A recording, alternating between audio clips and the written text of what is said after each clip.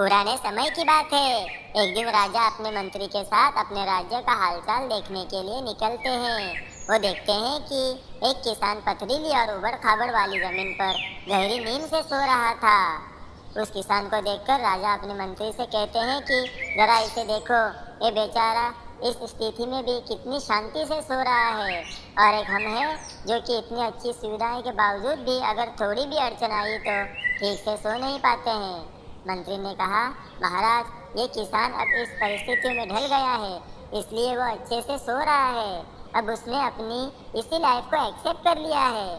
मनुष्य का शरीर बहुत ही कठोर होता है, उसे जैसी व्यवस्था मिलती है वैसा ही वो अपने आप को उन परिस्थितियों में ढाल लेता है। राजा ने अपने मंत्री से कहा कि मुझे ये बात सच नहीं लगती है। राजा ने कहा कि हमें इसकी परीक्षा लेनी होगी। उस किसान की परीक्षा लेने के लिए वो उसे अपने साथ राजमहल में ले जाते हैं। राजमहल में उसके लिए हर तरह की सुख सुविधा की व्यवस्था की जाती है। उस किसान को बहुत ही अच्छा नरम बिस्तर सोने के लिए देते हैं। किसान भी बड़ी खुशी के साथ राजसी ठाट बाट का आनंद लेने लगा। इसी तरह किसान को राजमहल में आए हुए 2 महीने हो गए। अब किसान भी इन सब सुविधाओं का गुलाम बन गया था। उसी बीच एक दिन मंत्री ने चुपके से किसान के बिस्तर में कुछ पत्ते और तिनके रख दिए। किसान को तो अब इन सब सुविधाओं की आदत लग गई थी, इसलिए वो बिस्तर में से पत्ते और तिनके खरकने की वजह से सारी रात करवटें बदलता रहा। उसकी नींद भी ठीक से पूरी नहीं हो पाई। अगली सुबह राजा और मंत्री उसके पास उसे मिलने के लिए पहुंचे।